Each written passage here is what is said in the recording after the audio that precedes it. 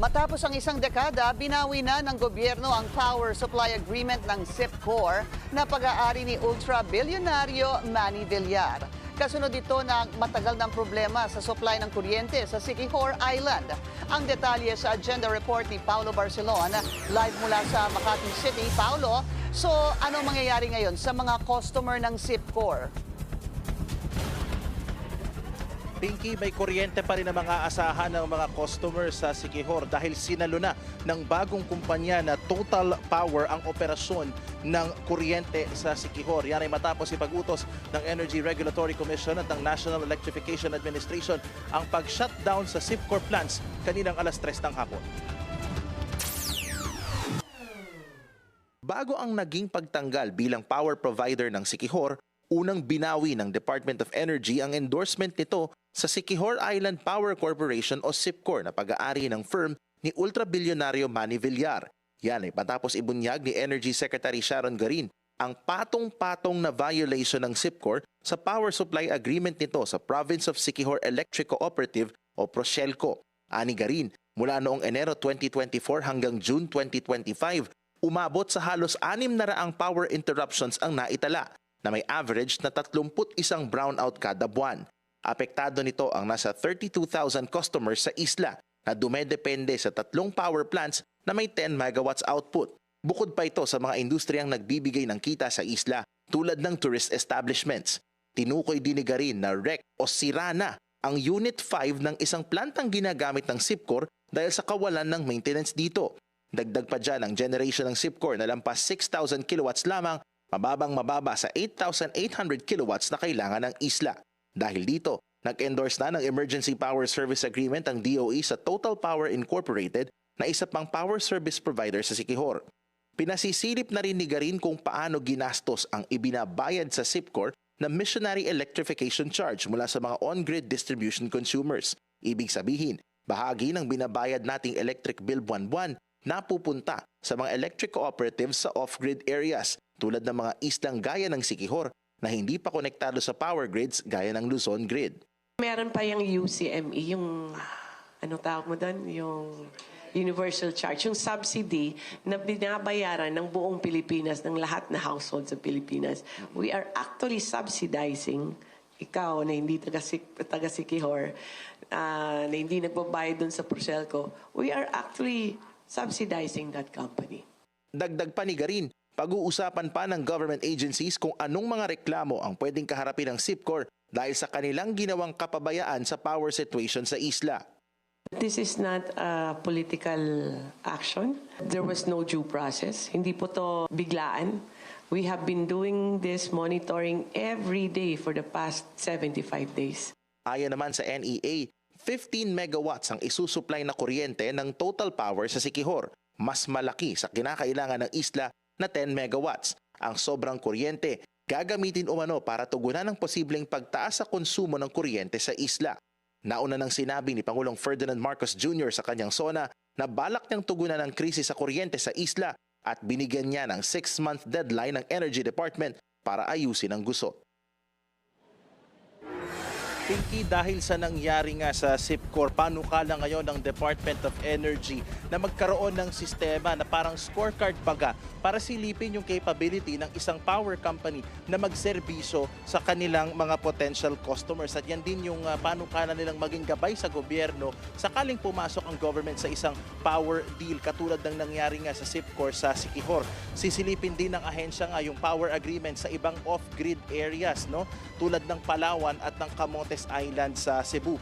Bago tayo umere ay nagpadala na rin ng isang maikling statement ang SIPCOR and I quote, they confirmed the service of the decision na in-issue ng Energy Regulatory Commission. So pinag-aaralan daw nila itong naging order ng ERC at isa ito sa mga gagawin nila at pag-aaralan in the next few days to exhaust yung kanilang remedies available sa o na may kinalaman sa batas. Actually, ang tanong dyan, Paulo, makakapag-apela ba ang kampo ng mga Villar or gusto kaya nilang mag-apela? Well, Well, kung gusto nila mag-apela, Pinky, yan ay nasa sa desisyon na ng SI Power, no? Pero sabi din naman nila sa kanilang statement na they will exhaust all remedies available to them under the law. So doon pa lamang may willingness na sila, Pinky, na apelahin itong desisyon na to sa korte. Kasi natanong natin kanina si Secretary Garin, ang sabi niya mukhang korte na yung next destination para sa appeal na yan. So abangan na lang natin ang pagpapaliwanag ng SIPCOR at ng ERC sa husgado kung paano ito masisettle itong ang naging order sa Siquijor, Pinky. Dun sa kaalaman ng siguro mga nanonood sa atin ngayon, chinek ko nga, ang lumalabas daw, according to Secretary Garin, ay mula January hanggang ngayon, ang average daw na brownout dyan sa Siquijor is between 5 to 15 hours per day. Ganun pala kalala.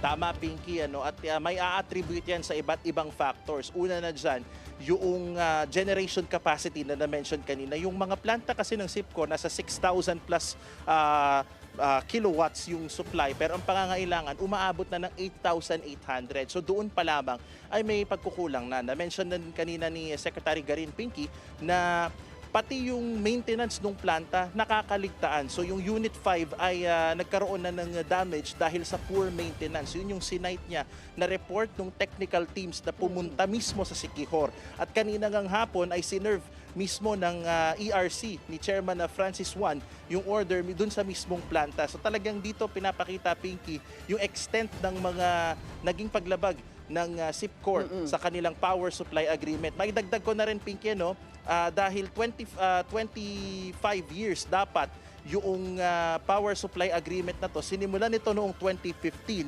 pero dahil nga sa nangyari, 10 years na lang yung inabot na terminate na nga itong agreement, bagay na balak ng questionin ng SIPCOR sa korte, Pinky. Bukod sa SIPCOR, Paolo, may iba pa bang power-related company sa mga Villar?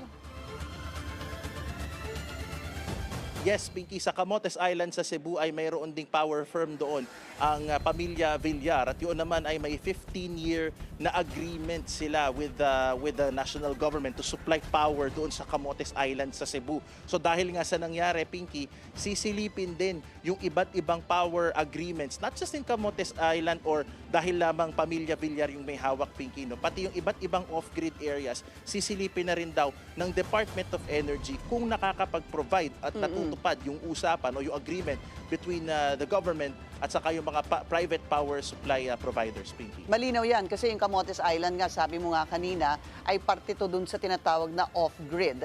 At magandang balita siguro yan na lahat na ng mga off-grid ay isa-isahin na at tingnan talaga ng gobyerno. Actually, hindi lang dapat yung mga off-grid pati yung hindi mga off-grid. Well, okay. Maraming salamat sa iyo, Paolo Barcelon. Nag-uulat ng live mula po dyan sa Makati City. Ano naman po ang sabi ng SIPCOR to this? Did they just take it sitting down or do they have any avenues to appeal this or irrevocable na talaga? We have done 75 days of daily observation, daily reporting. 75 days na chance nila to improve their performance. And we haven't seen that. That it came to a point that ERC came in after all their hearings, because ERC started hearing this after starting July pa. And then they made a decision to cancel na nga their contract, or their ang SIPCOR. So they've had chances already. 2 buwan na or even more since May pa, we've been giving them chances na and hoping that they would improve. So now the order of ERC, which was issued today, is executory na siya immediately. So today we started na shifting to getting the power from our new power plant. And then is there a recourse for them? Yes, this is a democracy. They have a recourse to appeal that. So that we will wait na lang what their actions are. But if it is about chances of improving their performance, I think more than enough na yung time. Kasi one day nga is long enough to not have electricity. Imagine another 75 days pa na kulang pa yung electricity sa Siquijor. I think that's enough suffering for the people of Siquijor.